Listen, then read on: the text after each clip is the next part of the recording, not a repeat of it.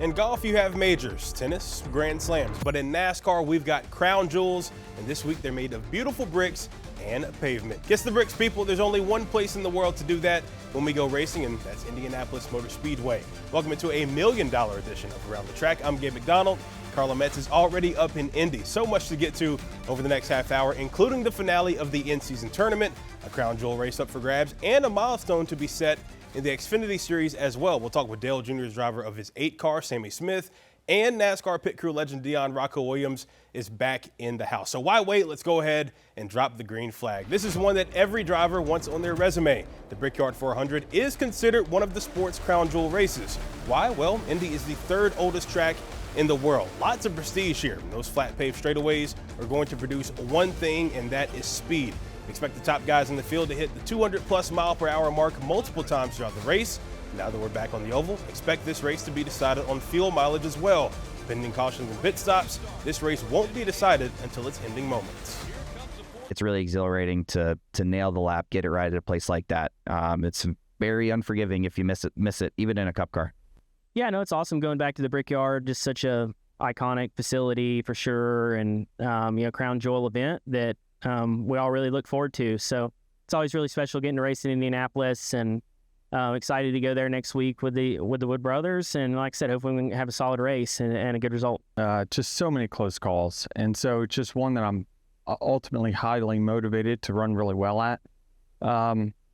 It's always also been kind of a showcase of driver, team, engine department, just kind of everything. You don't see a whole lot of surprises there. There's been some, but not a whole lot. Maybe a little bit more in the next gen era because qualifying means more, track position means more than it ever has. But generally speaking, nothing takes away from the prestige of the actual of winning at that track. Well, it's time for the track trends for the Brickyard in Indy. Did you know there's a golf course in the middle of this track? Not a trend, but you should know that little fact there. Anyway, only 3 teams have won here in the last 10 races, and one of them doesn't even exist anymore. Hendrick has 4, Joe Gibbs has 2, and the now defunct Stewart-Haas Racing has 3. Look for late race drama in this one. The final lead change came in the last 8 laps, 5 of the last 7 Brickyard 400s. And overtime is very much in play here as well. 5 of the last 7 on the oval have needed extra laps. And while he's the oldest driver in the field, he's also the most experienced. Denny Hamlin leads all active drivers with 7 wins in crown jewel races. Well, it's been a couple of weeks since we've seen the legend, but he's been too busy training the stars of tomorrow in this sport. Fear not, though, a crown jewel race and a crown jewel analyst. NASCAR pit crew legend Dion Rocco Williams. You ready for the Brickyard this weekend, my man? So excited for the Brickyard. Like you said, it's a crown jewel race. It's one that we all want and we all have circled.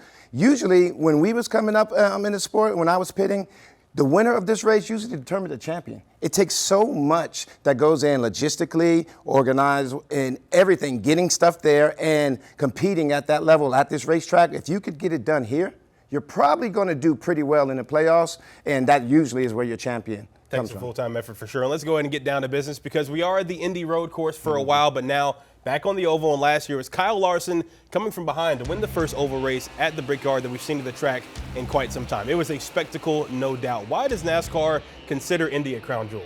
Well, besides the fact that it's so old, it's just one of those races that it takes a lot to win. It's a flat track, it's very big, the speed is high, but you don't have that banking.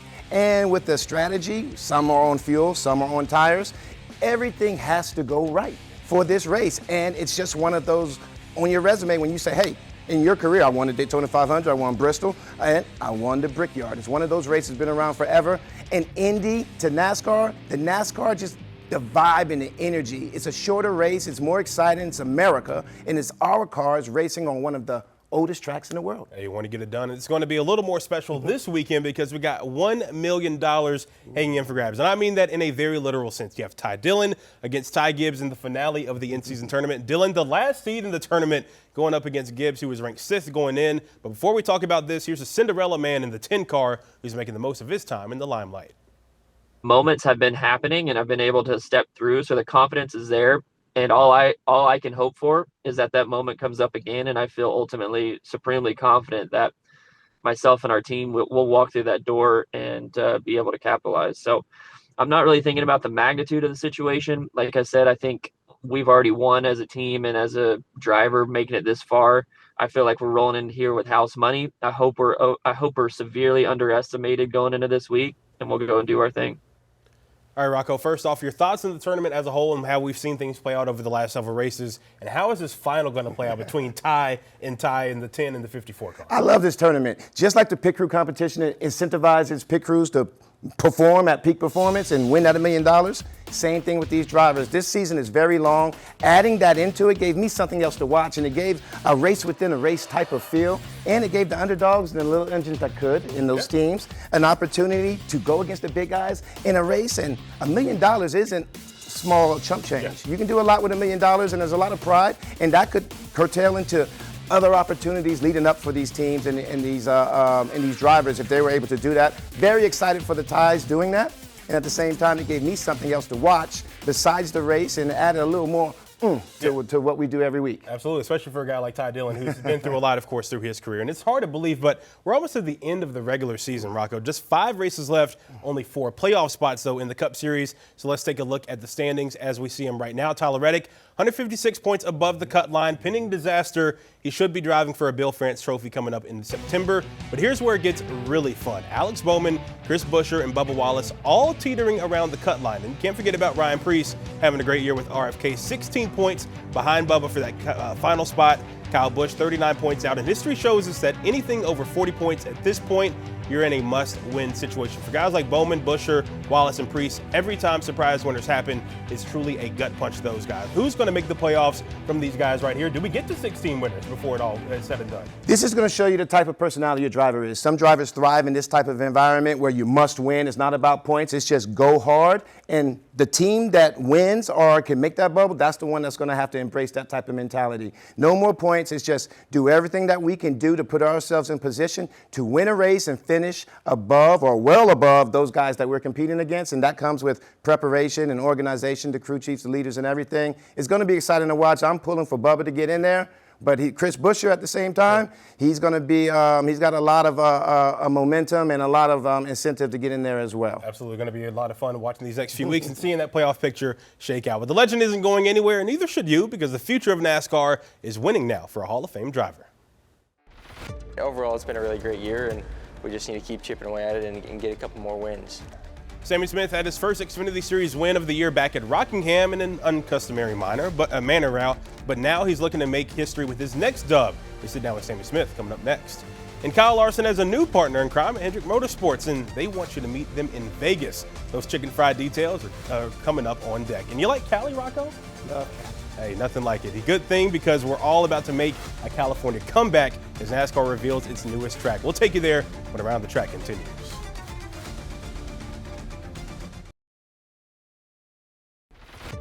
Back here on Around the Track, the celebrities keep coming to NASCAR. In Las Vegas, Kyle Larson will have a new teammate. Zach Brown Band going to be the primary sponsor on the 5 when we go playoff racing at Las Vegas Motor Speedway. It's a fitting partnership.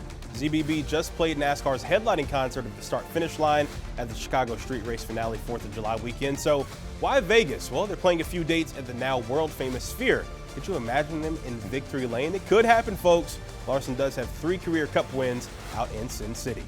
Gabe McDonald, NASCAR pit legend Rocco Williams back with you. That's Vegas, but a few hundred miles west of that is where NASCAR has been hanging out as of late. Rocco, you think you're Navy tough?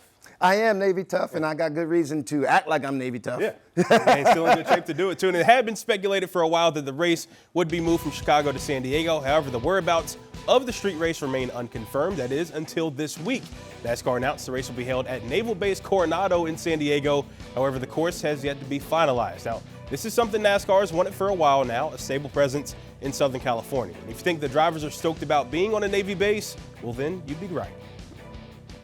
An unbelievable event next year. I mean, what is more American than being able to race on a Naval Air Force base? And we get the honor to do that. So I'm looking forward to it. And like I said, thank you everybody for letting us come on the base and treating us like one of their own. And already announced for that race, none other than Jimmy Johnson, the Hall of Famer, confirmed to start in San Diego next year. Rocco, we're going racing on a naval base. How cool is this going to be to win this next year? NASCAR is always pushing the boundaries. You know, it's a long, redundant season. I love the fact that we're pushing boundaries and finding other ways to entertain not only us who are performing the racing, but the fans who watch it. So I'm very excited, not only for ourselves, but for them, because ever since we left Fontana, we've been itching to get back to that Southern Cali. And a great way to honor our military men and women as well, much like they do in the Coke 600 Memorial Day weekend. So going to be very fun to see that next year. Well, when you drive the number 8 car in NASCAR, it comes with heavy critique. Just as Sammy Smith, who's got Dale Jr. as a boss. We sit down with the rising star coming up next in Garage Confidential. And we're not ones to brag, but we like to think we make a fashion statement every single week, but not like the one they're about to make at Bristol. These threads you have to see to believe. Oh, did we mention it's the Atlanta Braves and Cincinnati Reds wearing them? We got more ATT coming up next.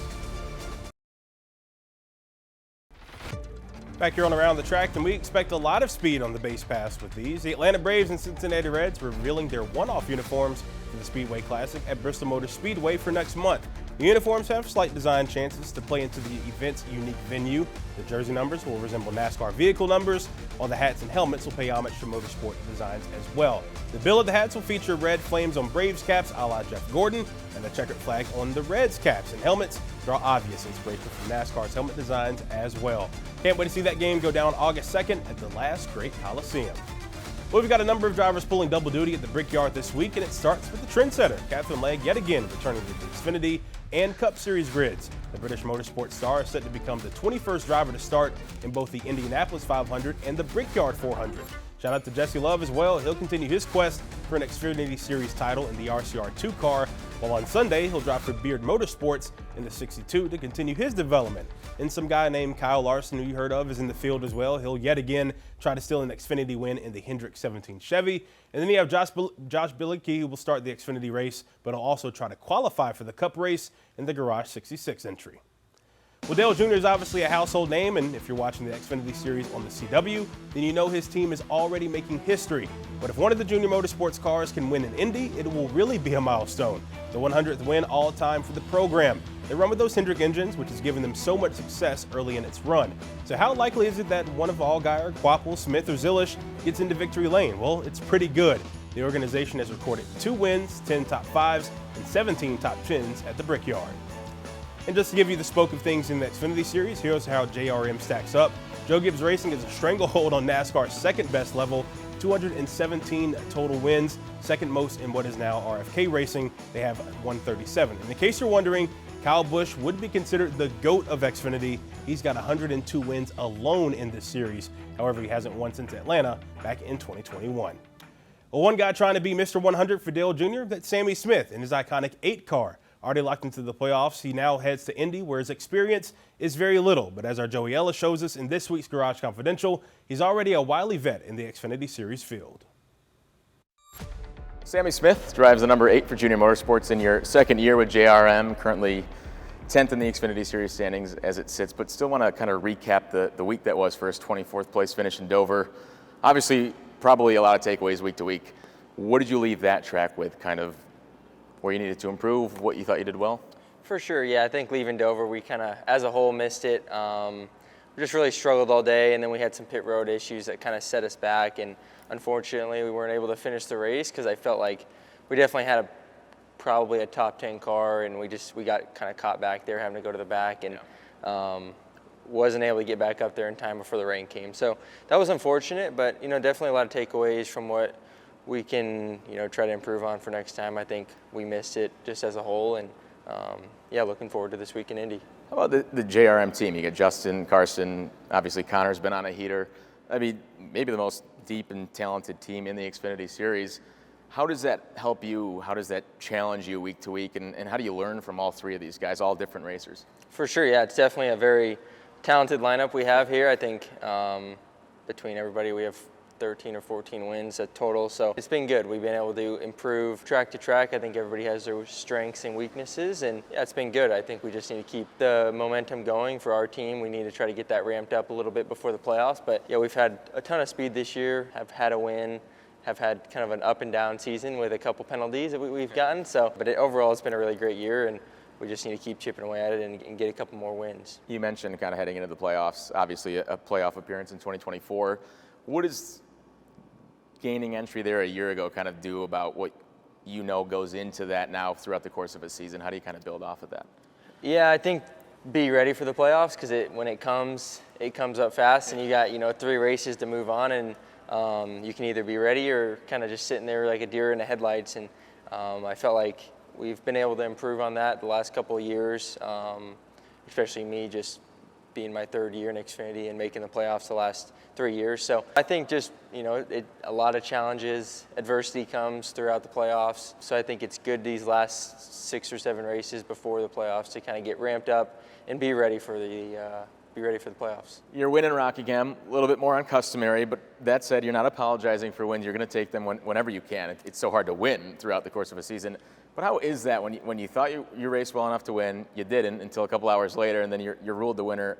For someone who just is not dealing with, how do you process that result? Yeah, it was definitely a different situation as a racer. I've never really experienced something like that. But yeah, that day it was really good for us. We had a really fast car. We led a lot of laps. It was in the top 10, top 5 most of the race. And yeah, we were in a good position there. Unfortunately, the caution came out. Yeah.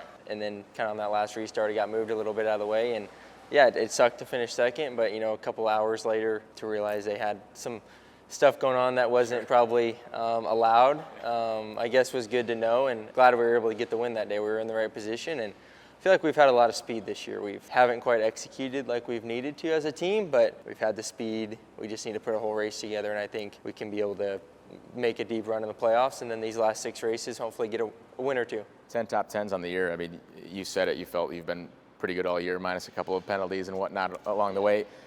Do you feel like you should have more than that one win with the way that you've raced throughout the year? For sure, yeah. It's been like you said, definitely an up and down weird year for me. I think just with getting those penalties, we've had multiple, some of my doing, some of just we've had issues. We had issues at Charlotte with the DQ there. It's part of racing. You'll have adversity with that, and I think it's just about how you rebound and can't go back and change races, so all you can do is just look forward and try to improve on your mistakes or where you can improve. With NASCAR going to Indy next, just what do you know about racing there and the challenges that track can present? Yeah, Indy's such a cool racetrack. I've only been there once last year, but just such a cool historic racetrack. I think with the history that's there, the Indy 500, obviously the Brickyard 400. So it's very cool to be able to get there and race and hopefully be able to kiss the bricks in our TMC Chevrolet. I think we'll have a good shot. It's a different kind of package that we're used to. So yeah, I'm excited. I think hopefully the rain holds off and we can go race. It seems like everybody we've talked to in this series has always mentioned they're chasing the number 7 and Justin. For you, goal-wise, I mean, is making the postseason, is that good enough? Or is there confidence and belief that you can win that whole thing at the end of it? No, I really think as a whole, I think there's belief that we can go win the championship. I think, I think there's guys that right now are probably having a lot of strong moments, and that could all change when the playoffs come. I feel like we have shown speed. We've shown a glimpse of what we're capable of. We just can't do it consistently, and that's, I think, where we struggle. So for us as an 8 team, I think we believe that we can go win the championship. That's the goal, and nothing less of that would probably be disappointing for us. So yeah, I think we can just keep chipping away at it, get into the playoffs, and see how it goes. All right, Sammy Smith, appreciate you for doing this. Good luck the rest of the way. Thanks for doing this. Yeah, thank you. Appreciate it. Well, we got one last pit stop to make, but when we return, who do you have kissing the bricks? Kyle Larson did it last year, but he's not the sportsbook favorite to repeat. Our Victory Lane locks are coming up next, right here on Around the Track. Back here on ATT, the books nailed it with Denny last week taking Dover, but will they strike gold 2 weeks in a row? The 11 back atop the board going into the weekend at 4.5 to 1. Kyle Larson right behind him at 5.5. Ryan Blaney third with 6 to 1 odds to get it done. Then you got 2 more Hendrick cars at 9 and 10 to 1 respectively, and Chase Elliott and William Byron. And in case you're wondering, a past winner here, Tyler Reddick, who still needs a win to clinch a playoff spot, he's 11 to 1 to get it done at the Brickyard. But we got the odds. Now it's time for our Victory Lane locks to wrap up the show. Rocco, you already know the drill. Who are you going with to win at the Brickyard this weekend? I feel all the Hendrick love. I know that they win all the time. I kissed the bricks in Jeff Gordon's final year. I know how special that was, but I have to go with my gut. Watching the race last year, I saw Tyler Reddick. I saw how he hawked down Kyle Larson. He was almost there he finished second, but that's who I feel like is going to win it. this week. That just got a little feeling that that's who's going to be. He had a few more laps. He could have got it done. And, of course, 23-11, we know they're starving for a win. Would be big for them to get it done this weekend. Although he's safely in the playoffs, and he has been for quite a while. He won the Daytona 500. I know William Byron, he is starving to get another win. I like him to get it done this weekend. Rocco, as you know, there's just something about that 24 car at Indy. You've been able to kiss the bricks with Jeff Gordon. I think it's been a tough stretch for him, too, when you think about William Byron. Last 7 races, 27th or worse in 5 of them. So one of the best cars for one of the best teams. Certainly wants to get back into victory lane for sure. So we'll see how things shake out for him. But obviously, you know, this weekend going to be pretty fun watching them race for $1 million. The Brickyard certainly going to be special as well. Be sure to tune into that race coming up this weekend and the Xfinity Series on the CW. For Rocco Williams and Joey Ellis, I'm Gabe McDonald. Appreciate you for watching Around the Track. Enjoy the races this weekend. We'll see you next week as we look ahead to the race at Iowa.